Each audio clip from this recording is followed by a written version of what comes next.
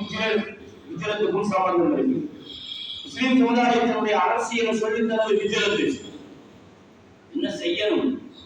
ஸல்லல்லாஹு அலைஹி வஸல்லம் நம்மள சும்மா ஒரு குருட்டான பாதையை விட்டுட்டு போகல, தெளிவான பாதையை விட்டுட்டு போயிருக்கிறாங்க. பயணிக்கிற ஒரு ஹதீஸ் போலும் இந்த நூற்றாண்டுடைய 100 வருஷத்தினுடைய வாழ்க்கைய அப்படியே படம் பிடிச்சு காட்டுறதுக்கு ஒரு ஹதீஸ் போலும். முஸ்லிம் ஷரீஃபினுடைய ஒரு ஹதீஸ்.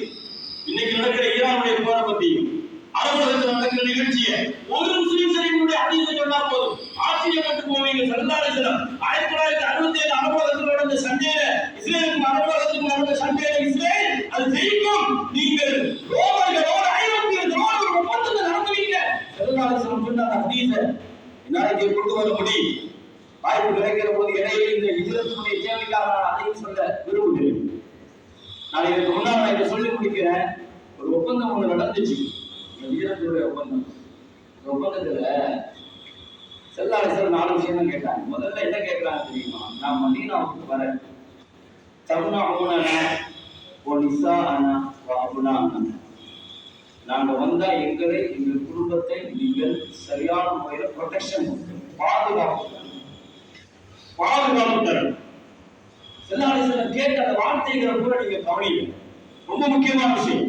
ஒரு சமுதாயத்தை வழிநடத்துறதுக்கும் தலைமை தாங்கிறதுக்கும், ஒரு சமுதாயத்தை கட்டுக்கோப்பா கொண்டு போறதுக்கும், ஒரு மகனாவை கட்டமைக்கிறதுக்கும், ஒரு ஜமாத்தை கட்டமைக்கிறதுக்கும் இது அத்தனைக்கும் இந்த நாடு தான் தேவை. இந்த நாடு தான் தேவை.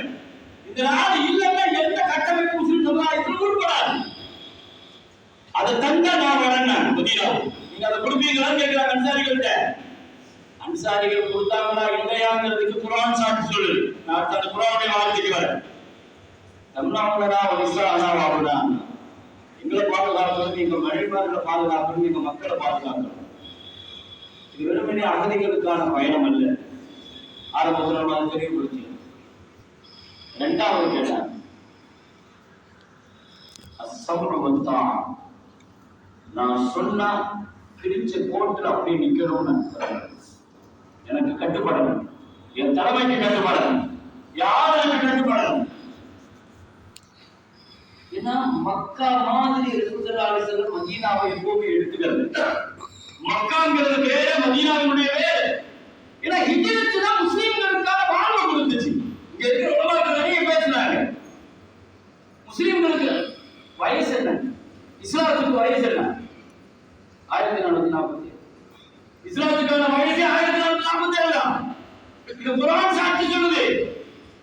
மின் அவ்வலி யௌமின், அல்லாஹ் குர்ஆன்ல சொல்றான்.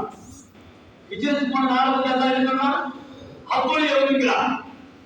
ஆரம்ப நாள்ல நபியே நீங்க கட்டினீங்க ஒரு பள்ளிவாசல். குபா பள்ளியை பத்தி சூரத் தௌபால அல்லாஹ் சொல்றான். லமஸ்ஜிதுன் உஸ்ஸிஸ அலா தக்வா மின் அவ்வலி யௌமின், இறையச்சத்தின் மீது நபியே நீங்க கட்டின முதல் பள்ளி முதல் நாள்ல கட்டினீங்க. அது என்ன முதல் நாள்? முதல் நாள் என்ன? எதுக்கு முதல் நாள்? இந்த ஆயத்துக்கு தஃசீர் என்ன எழுதுவாங்கன்னா, இஸ்லாத்தினுடைய முதல் நாளே அதுதாங்க. இஸ்லாம் பிறந்ததே அப்போதான். 13 வருஷம் மக்காவினுடைய வாழ்க்கையில ஒரு பள்ளி நமக்கு உண்டாங்க. ஒரு மஸ்ஜித் கட்டிட்டு சொல்ல முடியுமா? மஸ்ஜிதுகள் தான் இஸ்லாத்தினுடைய அடையாளம். மஸ்ஜிதுகள் தான் இஸ்லாத்தினுடைய வளர்ச்சியின் அடையாளம். ஒரு பள்ளிவாசல் கிடையாது. நீங்க சொல்ற மஸ்ஜித் ஹராம் இருந்துச்சு, அது நமக்கு மட்டுமா இருந்துச்சு? மக்காவுடைய காப்பிர்களும் வந்து தான் சொல்றாங்க, அவங்க வந்து தான் இஸ்ரா செஞ்சா, அவங்க வந்து தான் அரசு செஞ்சா. நமக்கு கட்டின பள்ளி கிடையாது. வேற இஸ்லாம் கட்டின பள்ளி அது. இஸ்லாம் எங்க உலகமாச்சு. செல்லாத மக்காவுடைய 13 வருஷம் பள்ளி இல்ல. ஏன்? முஸ்லிம்களுக்கு கேராப் இல்ல. மஸ்ஜிதுகள் தானே நமக்கான கேராப். நமக்கான அடையாளம் என்ன? பள்ளிவாசல் தானே. பள்ளிவாசல் சார்ந்திருக்காத ஒரு முஸ்லீமோ, ஒரு ஜமாத்தோ, ஒரு மஹல்லாவோ அது எந்த ஒரு ஆரோக்கியமான ஒரு நடத்தை வாய்ப்பே கிடையாது. மஸ்ஜிதுகள் சார்ந்ததுதான். இன்னைக்கு உலகம் முழுக்க பள்ளிவாசல் 38 லட்சம் பள்ளிவாசல். நான் என்ன இந்த சர்வேங்கிறது 10 வருஷத்துக்கு முன்னால எடுக்கப்பட்ட கணக்கெடுப்பு.